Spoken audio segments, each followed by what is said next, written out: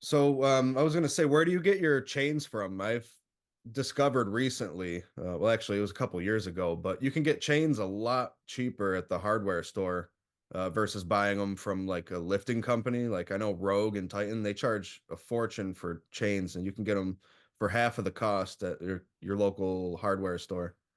Yeah, they're really, really expensive, and I got mine pretty much for nothing.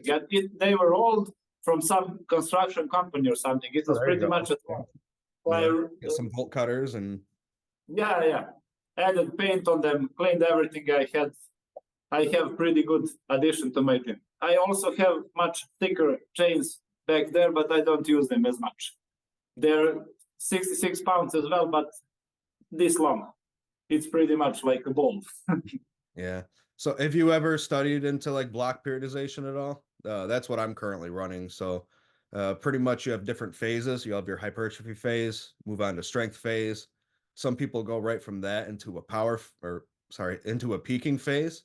The difference with me, with the way I'm doing it with my coach right now is we throw in a power phase, which is Yes. kind of like a transitory period where fatigue, it helps bring fatigue down from the strength phase because that's pretty tough. A lot more band work, isometrics, and jumps. Haven't done the peak with him yet, but he basically says just things are going to get a little more specific, and then we're going to start the taper, and that will be basically just the peak in a nutshell. So Yeah, nice. I saw some things from Dave Tate and such over the years. He used to try everything and anything, but never stuck to it yeah. that much. Hmm. I have a couple more routines in the notes I did. I did pretty much 5-3-1 as well. Everything, Oh, every okay. book. Yeah. Okay. Yep. A regular, boring but big joker sets and such. Yep. I did a cube method from Brandon Lilly as well. That was pretty much kind of conjugate with different kinds of rotation. You would have a max week, speed week, and volume week. Not everything in 1 week, but divided 3 week wave. You So know, I if you never got into that program. That sounds pretty interesting, I got to say. that was pretty good. For example, on Monday you'd have max effort squat. Next week, Monday, it's not max, but speed squat. Yep. Following Monday, you'd have repetition method. Then recycle everything. And I don't remember if there was exercise rotation. But even if it wasn't, you have 2 extra weeks to add weight when you Yeah. recycle. That was pretty good routine. You Yeah. could call it conjugate type as well. Mhm. Well, yeah, all the programs, honestly, they have more similarities than they do differences, I gotta say. Yeah, people like to fight over it online. That's the Yeah, biggest problem, semantics. biggest setback for everyone. It's like that power building argument. I'm like, people are Yeah, just that arguing over totally. definitions and semantics. Like, come on now. We got more productive things to talk about. Yeah, just lift heavy and add volume. Oh. So I mean, we covered the training methods pretty good. So I definitely want to talk about the arm movements, especially Yes. the hourglass curl. I saw you doing that. So if you could tell Yeah, everyone about that's the hourglass curl. made up BS lift, but turned out really good. So my whole thinking behind it was I saw a lift from I think guy who was called Brandon Morgan. He works with Kabuki Strength. And Hmm. he was explaining different kind of hammer curl with kettlebell. You'd hold it like this, and given different center of mass, you'd have different feeling right here. Hmm. And I used to progress on it, but biggest problem was when you go heavier, your wrist gave out. Hmm. And so you can only do really light and high reps, and that slowly but surely becomes pointless. So Hmm. I was thinking, how can I make this good movement into something that can progress for longer? And I was mixing everything and anything and found that V-bar attachment. And I saw some stupid exercises online that girls do and such, like sumo deadlifts and such, putting this. That was pointless, but in my mind, let's try our arms. And I pretty much got basically like 2 kettlebells. Grip around the dumbbell, and on top of it, I added fat grips. And it really blasted my forearms. And good giveaway was I used really light weight. I would use that weight for one arm with regular hammer curls, but for 2 arms with that attachment weight in front of you plus fat grips, really good pump. And since I do everything in giant sets now, biceps, triceps, and forearms, it didn't impact my biceps in the next rotation. So it was check good, and it's in routine for some time. Yeah, I mean, your arm training's definitely working. I can see like every week they're looking bigger and bigger. So definitely keep it up. Yeah, The Giants, that you're onto something with the giant sets. yeah, the good stuff. And my arms were really lagging behind for a long, long time because I'm 6'6" and my wingspan is around, I don't know, in measurements 715 when I converted. Yep. 200, That's never long. ending. That's Yeah. long. And naturally, I used to have loads of excuses. You don't have big bench, big arms, it's genetics, long arms, and such. But I use that to never give my all, to never try and test. And since I'm naturally strong, I gravitate towards cheat curls and such. And I would do shoulder and Yeah. upper back and up biceps. Yeah. Yeah, and in my mind, I was strong on the curls, but small arms, and that was like a giveaway. You don't have genetics for it. And I swapped everything for most straight movements I can do. I have also that made up preacher bench, made it myself as well, Yeah, doing that looks loads. like a cool setup. Yeah, I can adjust it to be like a preacher and spider curl.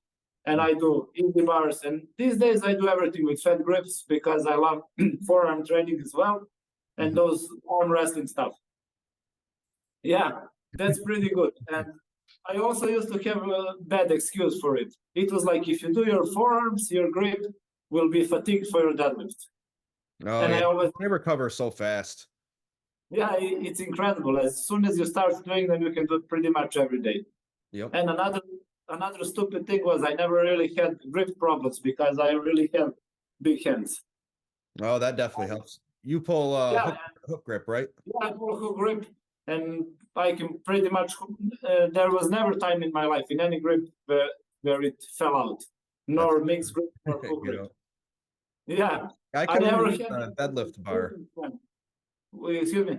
I would say I can only use a deadlift bar for that reason. The Yep. the power bars, I mean, I don't have the biggest hands, so I can hook grip a deadlift bar fine, but that extra millimeter on the power bar, it just I can't get my fingers around the thumb properly. So, I'll show you something. oh man, you can hook an axle. It's a made up axle bar. Look, I can pretty much hook grip the axle bar. That's insane. Wow. Yeah, Man, I've that's never seen exactly what something I'm like that. talking about. Big hands. Yeah, holy cow. You're not kidding.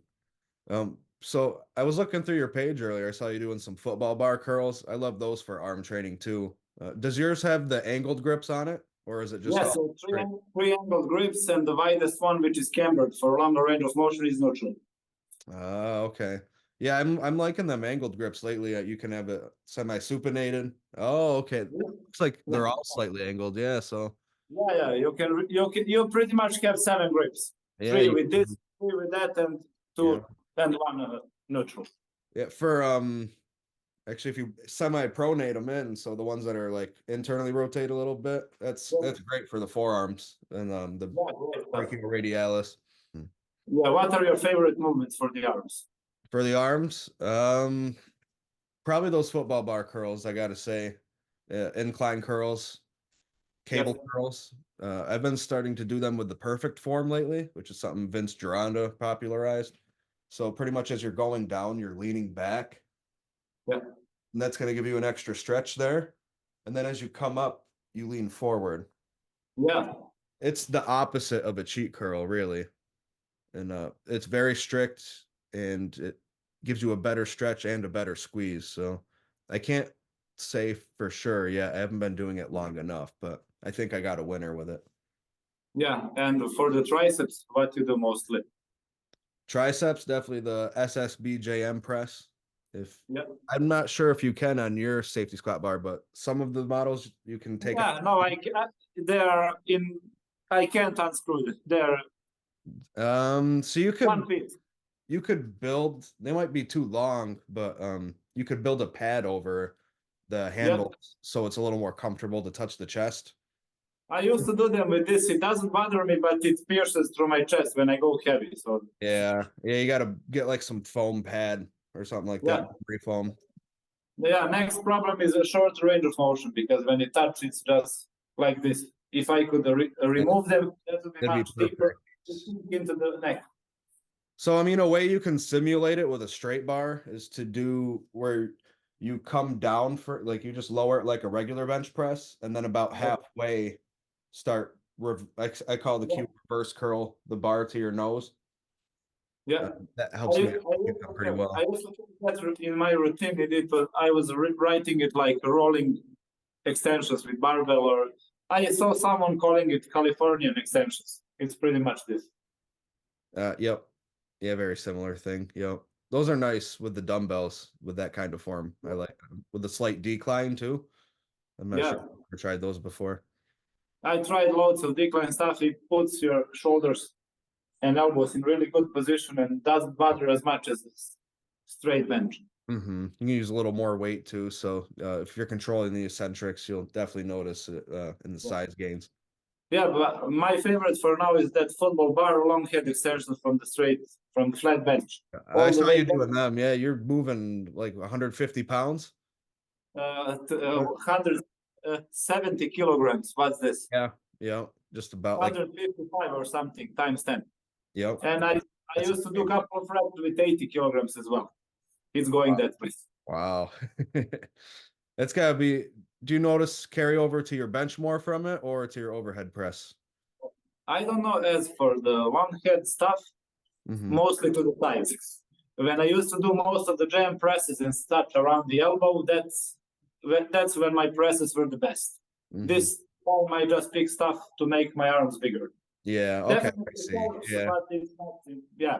makes I'd sense. rather have now big guns instead of big bench.